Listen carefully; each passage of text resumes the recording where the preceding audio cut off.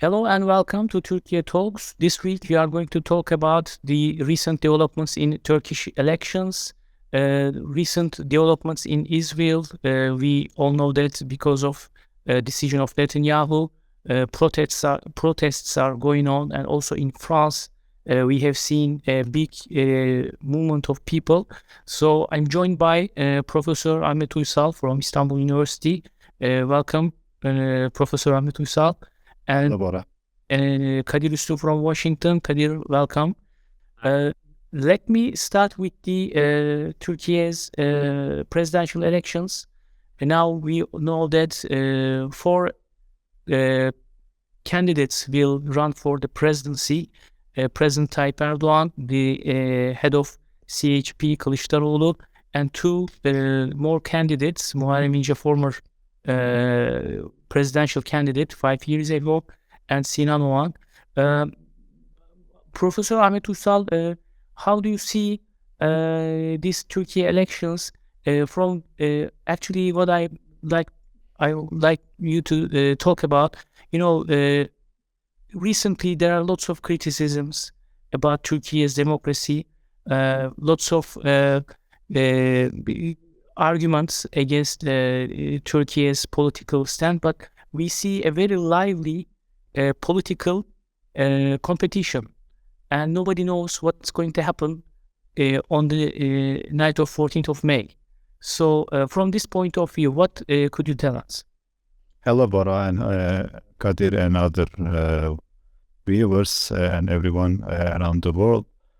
This is a real democracy that many countries in the Middle East, in many parts of the world, dream of, because there is a lively debate, there is a fierce competition. Nobody knows the end of the race, and Turkish people will decide at the end who is gonna be the next president. Also, the nature of the parliament at the end. So this is a real lively and very high turnout, very high participation is expected again in this election, because this is going to be 100th anniversary of the new Turkish Republic, and we see Turkey very active in the international arena too. So these elections will be a test for a new Turkey, new proactive and also very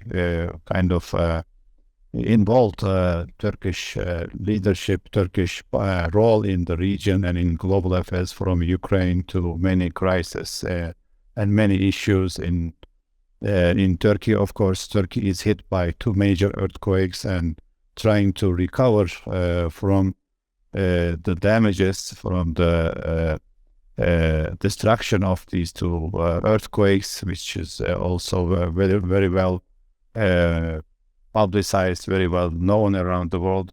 But Turkey did not forget democracy because of the earthquake, because we want solutions from the leaders that we choose. That's a very important thing. Israel for a long time, we will come to that, but we're also claiming they were the real democracy in the region. Now we see they are backsliding from that, and there are huge protests and stuff.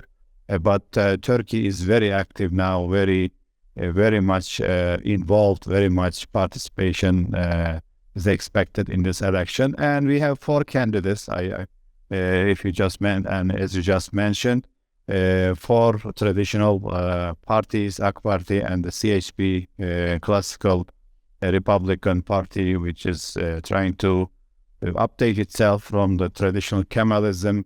We also have maybe the CHP former candidate for the elections that lost in the last elections, and we also have one a minor candidate also that's building on the argument against refugees, and somehow what we see maybe a radical right type of candidates in the West, and we'll see.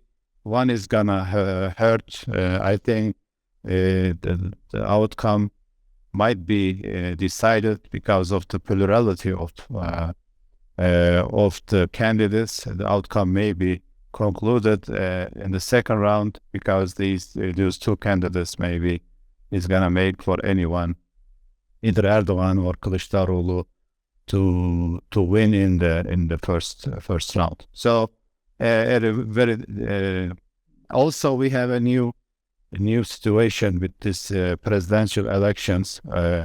Is a new thing in Turkey, and the first elections Erdogan won easily, but this time there are major alliances and alignments, also incumbent with different parties, and we have now a coalition of 6 or 7. We have also 4 or 5 parties also supporting Erdogan, and also minor parties with minor with other candidates. So this is a new situation, and it's very difficult also for the polling companies to anticipate or to guess exactly what will happen, because the situation also is changing every day by one candidate joining force with another one, or one party joining another camp. So it is a different scene right now. So everybody is also trying to understand and trying to align themselves accordingly. Yes. Yes, Kadir, we know that Turkish people will vote for two things, for the president and for the parliament.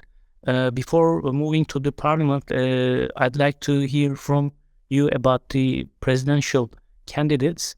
At the beginning, there was a platform which came together as an anti-President Erdogan platform, 6-party coalition. Now they are supported by HDP, which in many people in Turkey believes that it is affiliated with the terror group PKK.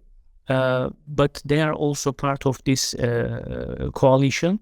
So they are behind CHP leader Kılıçdaroğlu. But now we have 2 more opposition candidates, and one of them is actually, he ran for presidency in the last elections. So he seems to have a quite big amount of support. How do you see this political combat, let's say, with these 3 opposition candidates now in it? Yeah, we're, as Turkey watchers these days, glued to the TV, watching all the developments. There was a significant development today on this front. Like you mentioned, 2 candidates, current candidates, Kılıçdaroğlu and Muharrem İnce, they met, and the expectation was Kılıçdaroğlu was going to maybe able to convince him not to run in the first run. That way, there would only be Kılıçdaroğlu against Erdogan. Of course, there's Sinan Oğan, but he's not expected to garner a large portion of the votes. But İnce is a bit of a wild card. The opinion polls are giving different percentages, but he looks like he could be the candidate that could basically force the second round of elections, because he's mostly going to peel votes away from the opposition, and he's a candidate that is who is somewhat popular with the younger voters. Young voters usually don't go to the polls in large numbers, or large percentages, I should say. So it's not clear what kind of support he can garner. But if he gets something like 3 to 5%, this is significant, and that would probably cause some votes for the parliamentary election, for votes to be basically wasted, quote unquote, because of the election system that kind of favors more established larger parties. he would get votes, but he wouldn't necessarily convert them into members of parliament. So a lot of votes that would have otherwise maybe gone to the opposition wouldn't go anywhere. They would be wasted, in quote unquote. Of course, it's his democratic right to run, and we should always emphasize that. But it's clear that there's a lot of pressure on him, especially from the opposition side, to, they're attacking him. He's really upset about that, etc.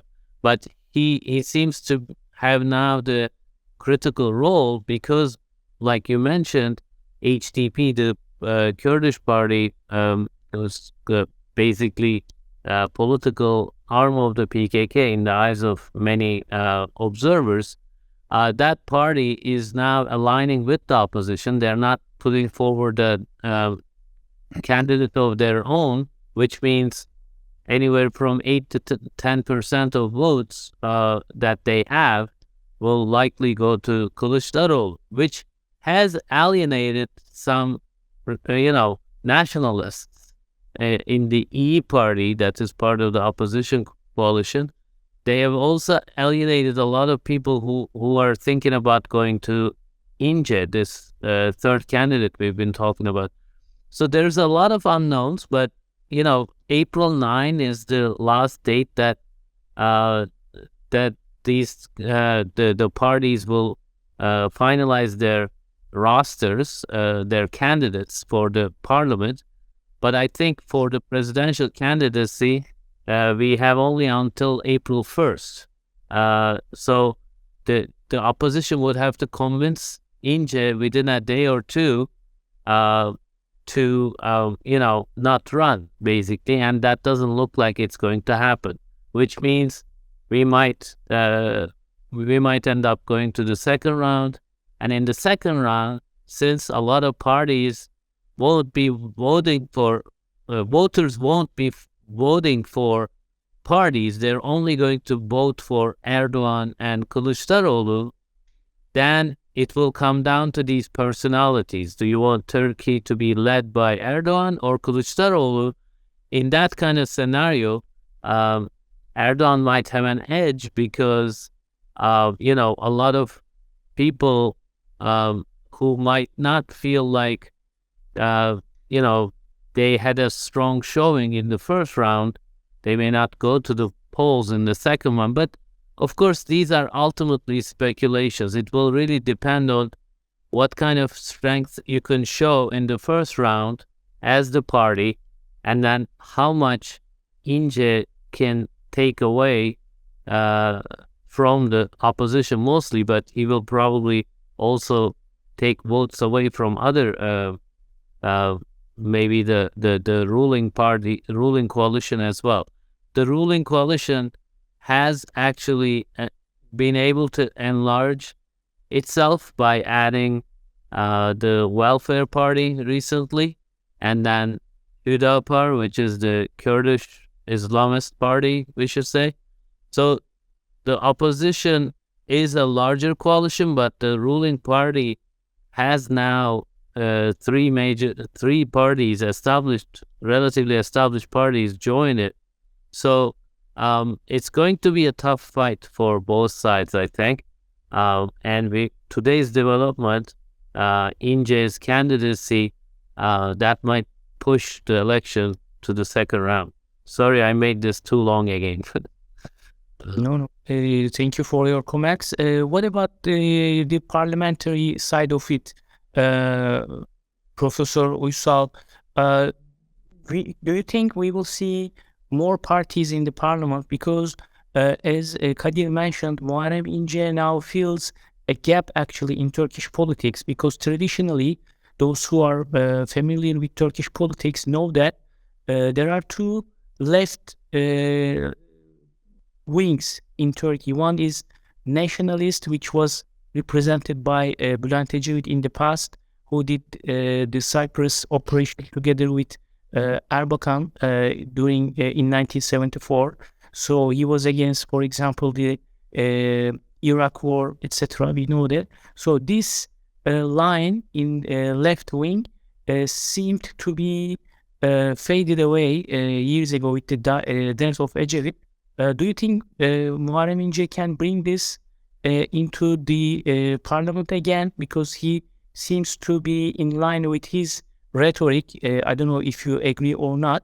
And what kind of changes should we expect when we think about the alliances? Also, Kadir mentioned the far-right party. Do you think they will be in the party with this new electoral system?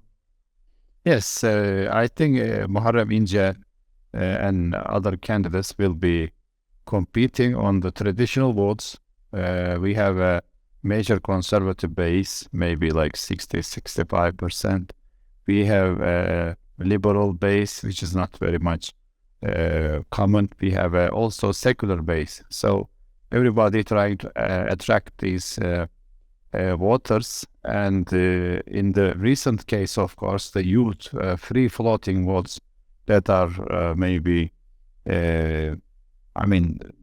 seeking or hoping for change, but not so eager, not so clear about the direction of the change. So the general discourse about opposition and there should be a change and stuff, but what parties or what changes the parties can offer and can convince these voters. And as you mentioned also, some of them, as Kadir mentioned, some of them, they are apolitical. I mean, they are not so much interested in politics. And they may go to the polls, they may not, they go for maybe in the first round, may not go in the second round, or it can be the opposite.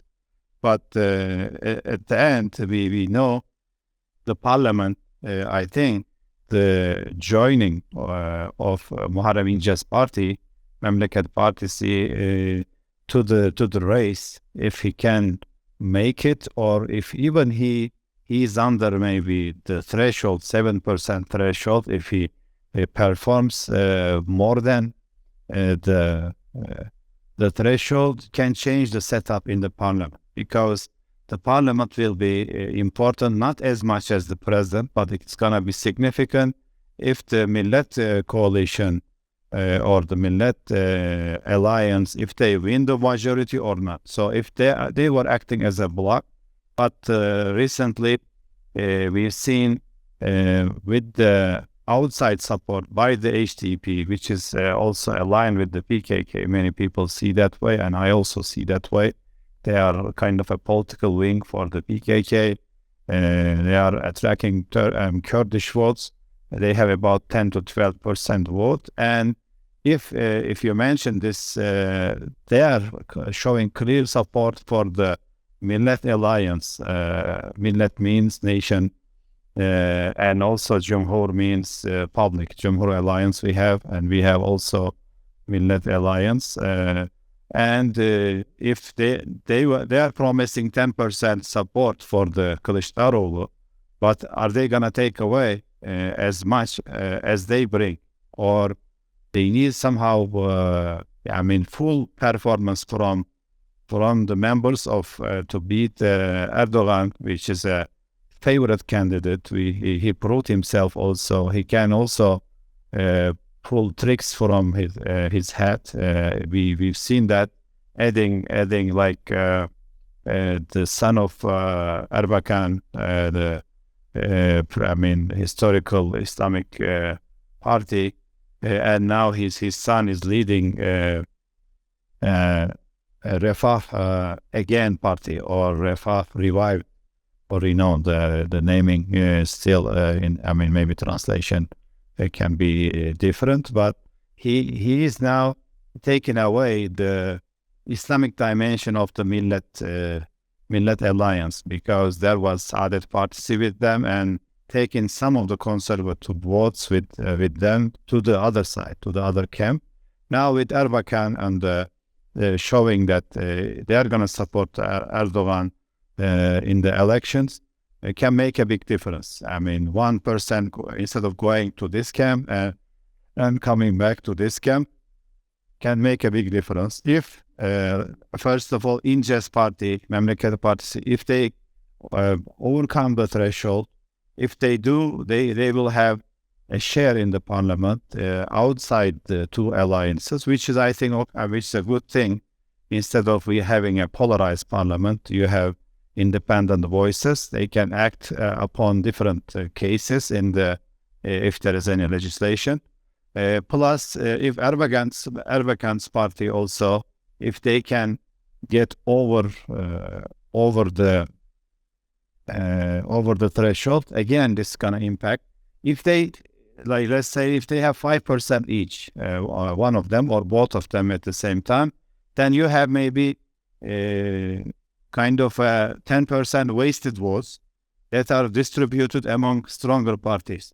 Again, this will help AK Party first, and then the CHP, which are the two major parties. The bigger parties get the advantage. This was designed to bring stability, because in the 70s, Turkey suffered from fragmentation in the parliament and lack of stability in the country. So they put this threshold. AK Party lowered this threshold from 10% to 7%, which is, I think, a good thing, especially in a critical country like Turkey. You don't want too much, chaos, and you force people to vote for their second choice. This threshold forced them to vote for their second best choices, and which is also okay. Which is like why we have also in the presidential election we have second rounds, and people choose their best candidates maybe in the first round, and then they have to decide from the two stronger candidates, performers in the elections. So overall, the parliament will be decided. I think there will be huge participation. There will be, different discourses, and it's a dynamic situation. For example, one major representative of the E party, he resigned from his party today. I think it's going to impact even like E party. She, of course, the leader of the party, Meral Akşener, she said, "I am not playing with this alliance," and then she came back. All the pollsters and analysts say that this hurt her position very much, and they lost maybe a third of their votes, which is also maybe going to İnce or other parties. So the situation is very dynamic, and everything counts. Every discourse, every small fractions, and it's gonna be in the end if two leaders come at the end. Muharrem İnce is betting, and maybe one last thing on İnce. He saw the situation, how much İyi Party lost from this supporting the Millet Alliance, ittifakı, we say. And he now he doesn't want to lose everything just by supporting so he want to make sure that he get enough seats in the parliament at least, and then he's gonna be a key player, he's hoping. So he did not show a full support or open support for the Kılıçdaroğlu, which is his former party, and also it's not clear whether he can carry all the followers to his side, because there are so many also grudges and so many many things are said, negative things are said against each other, more than Erdogan and İnce. Kılıçdaroğlu and CHP, and they talk bad about each other, criticize each other. So there is kind of a legacy that might hurt them in the second round also. Yes. Kadir, what is your opinion about the parliament? I think because of the new election system, because of the alliances, we can see more parties in the parliament. Maybe it will be more fragmented. Don't you think so? What is your opinion and expectation in the new term after the elections? So because of the recent changes in the election system, like a year ago, actually, I said recent, but the parties, smaller parties, have to, put forward their candidates by using the lists of the larger parties. Otherwise, without getting over the threshold is one concern, but also in a lot of small cities, there's usually, let's say, 3-4 members of parliament slots, and usually the first two party will share those, either 3-1 or 4-0 or 2-2, but it doesn't really give more MPs to the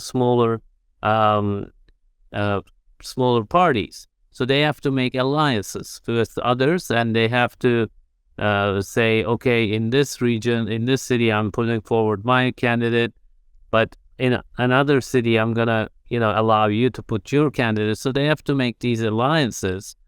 But that's the opposition is doing that, and opposition includes a total of 6 parties. So that means some of these smaller parties in the opposition, they are going to have their MPs. They might be just a few, I don't know, 5 to 10, 15 maybe each, but that means it's almost certain that we will have 6 parties represented from the opposition side in the parliament. In the ruling party's coalition, the Republic coalition, right now, as of today, as far as I know, the parties are planning to enter on their own. And that could be disadvantageous. So we still have more than a week, I think, for them to come to an agreement on that topic. So if they also come in and do this alliances within the alliance, I guess, if they put forward their candidates in the places that they're likely to win, and then allow other coalition parties to put their candidates, if they make those deals, then their chances of getting the majority in the parliament increases. But on the Republican coalition, there's 4 parties. So that means if they make this deal, they're sure to get in.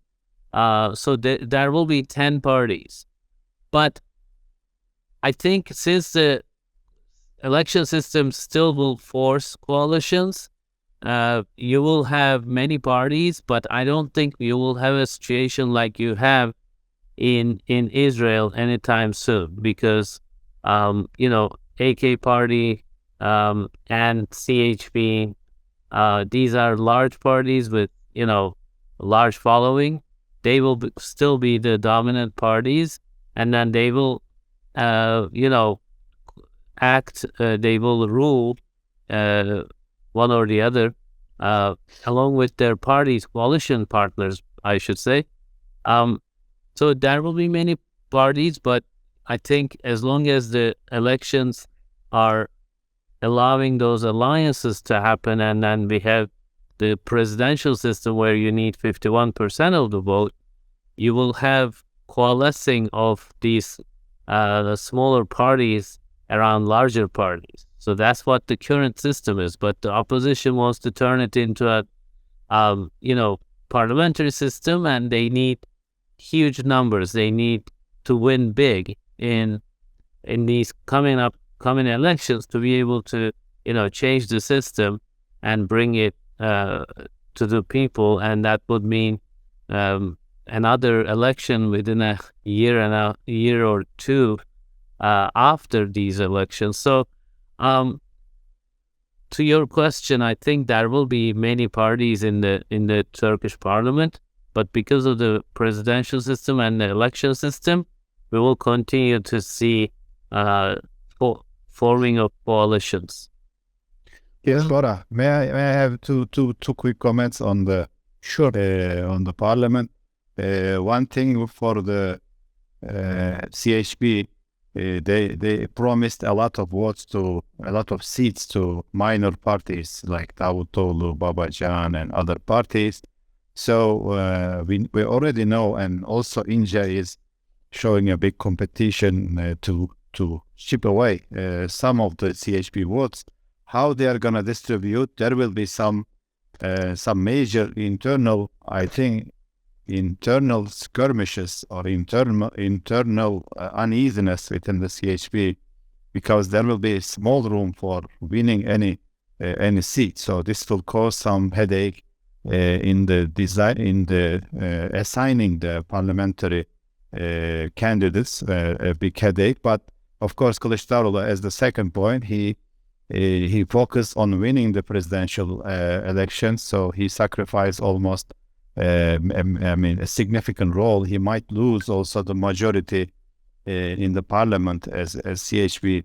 So this is a risky gamble for Kılıçdaroğlu and the CHP, but they see it is worth it, because they will get the presidential system and they don't care about the parliamentary system. And I don't think anybody either will have the majority to change to the parliamentary system. Also, any new president elected, he will be willing to go back, because he will enjoy the authorities and the power the president has in Turkey. So they won't be very eager to change or to switch back to the parliamentary system. Yes. Yes, well, actually, this is very important. I was actually, at the beginning, we talked about that we were going to talk about Israel and French protests, but we have not much time. But as you mentioned, the political system is very important in a country, and maybe we can talk a little bit about, a few minutes at least, about the protests in Israel after the decision of the government to make some revisions in a judicial system. People again have taken to the streets over these plans. We have seen hundreds of protests, thousands of people were in streets, and it seems that Israel is moving to another crisis, probably, of course, because of the leader, but also because of the system. What would you like to say about that, Professor Uysal? Yes, I think very significant, and first time we see Israeli politician complain about America and saying America is messing with internal affairs. We have seen this in many Arab countries, and we have seen this in Turkey and many other countries. But Israel is complaining about American U.S. intervention in domestic Israeli politics. Is very, very new, very weird, very also telling that Netanyahu lost maybe even his allies. And Biden said you should stop, leave this project of changing, making major legal changes. And Netanyahu complained about it. And very, very interesting, but I think he kind of stuck in a political impasse. So he has to back down from his project, his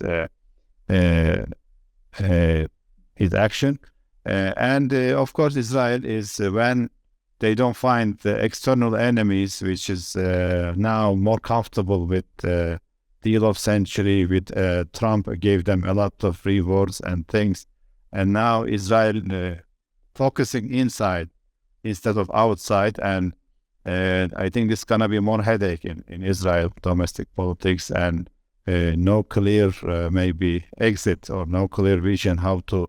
It is also a major ideological polarization with more right wing and more liberal and maybe leftist ideologies are colliding in Israel also, as much as in many countries, and especially we've seen this in America.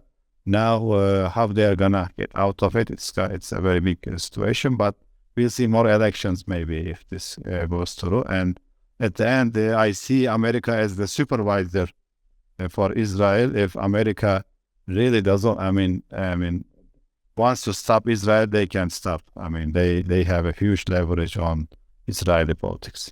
Yes. How much it was an issue in the U.S., Kadir, this protests in Israel?